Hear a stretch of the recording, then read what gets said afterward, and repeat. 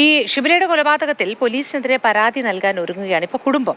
കാരണം ഷിബിലയുടെ മാതാപിതാക്കളുടെ ആരോഗ്യത്തിൽ നേരിയ പുരോഗതി ഉണ്ടായാൽ അപ്പോൾ തന്നെ ഈ പരാതി നൽകുമെന്നാണ് അവർ പറയുന്നത്. പോലീസ് ഇടപെടുന്നതിൽ വീഴ്ചയുണ്ടായി എന്നിവർ പറയുന്നു. ഷിബില തന്നെ പറഞ്ഞിരുന്നു അത് എന്ന് ബന്ധുവായ മജീദ് മാതൃഭൂമി ന്യൂസിനോട് പറയുന്നു.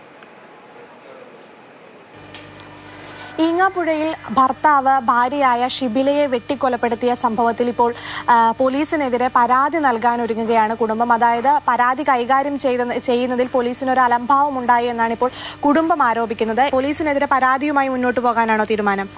തീർച്ചയായിട്ടും പരാതിയുമായി മുന്നോട്ട് പോകാൻ തന്നെയാണ് തീരുമാനം.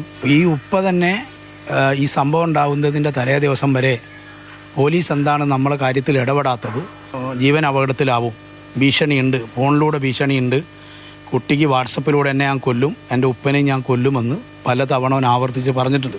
ആ കാര്യങ്ങൾ പോലീസിനെയും നമ്മൾ ധരിപ്പിച്ചിട്ടുണ്ട്. കാരണം ഉമ്മയെ കൊന്ന ആഷിഖുമായി ഇവന് ബന്ധമുണ്ട്. ആഷിഖ് പല സമയത്തും ഇവൻ്റെ വീട്ടിൽ വന്നിട്ടുണ്ട്, യാസിറിൻ്റെ വീട്ടിൽ വരികയും ഇവരുള്ള സമയത്തൊക്കെ വരലുണ്ട്. പിന്നെ മരിച്ച ഷിബിൽ തന്നെ എന്നോട് നേരിട്ട് പറഞ്ഞിട്ടുണ്ട്, 28-ാം തീയതി പോലീസ് സ്റ്റേഷനിൽ പരാതി കൊടുക്കാൻ വന്ന സമയത്ത് ഈ യാസിർ ആഷിഖുമായിട്ട് ബന്ധമുണ്ട്, എനിക്ക് പേടിയാകുന്നുണ്ട്, ഇവരൊക്കെ ഇത് ഉപയോഗിച്ച് വരുന്ന സമയത്ത് ഭയങ്കര വലിയ തോതിലുള്ള അക്രമമാണ് നടത്തുന്നത്, എന്നെ അടിക്കുകയും മർദ്ദിക്കുകയൊക്കെ ചെയ്യാറുണ്ട്.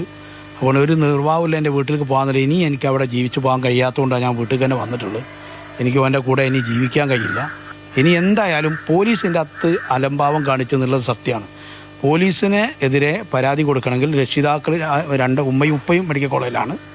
ഉപ്പക്ക് കൂടുതൽ പരിക്കത്തര നിസ്സാരമല്ല, ഉമ്മക്ക് നിസ്സാരമാണെന്ന് പറയാൻ കഴിയില്ല. കത്തി ആഴത്തിൽ വയറിൻ്റെ അടുത്തൂടെ ഇറങ്ങിയത് കൊണ്ട് കൈ വരെ പൊന്തിക്കാനാവാത്ത സ്ഥിതിയിലാണ് ഉമ്മയുള്ളത്.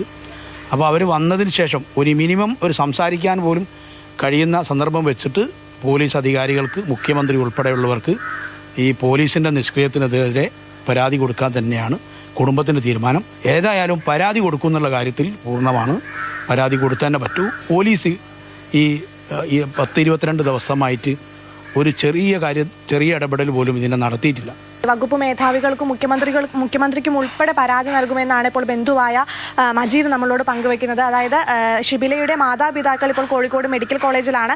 അവരുടെ ആരോഗ്യം വീണ്ടെടുത്തതിന് ശേഷം ചെറിയ പുരോഗതി എങ്കിലും ഉണ്ടായാൽ അപ്പോൾ തന്നെ ഇത്തരത്തിൽ പോലീസിനെതിരെ പരാതി നൽകുമെന്നാണ് ഇപ്പോൾ മജീദ് നമ്മളോട് പങ്കുവെക്കുന്ന ഏറ്റവും പ്രധാനപ്പെട്ട കാര്യം. പോലീസ് ഇത്തരത്തിൽ ഒരു നടപടി എടുത്തില്ല എന്ന് പറയുന്നത് ഗുരുതര വീഴ്ചയാണ്. അതുകൊണ്ട് തന്നെയാണ് ഇപ്പോൾ കുടുംബം പരാതിയുമായി മുന്നോട്ട് പോകാൻ തീരുമാനിച്ചിരിക്കുന്നത്.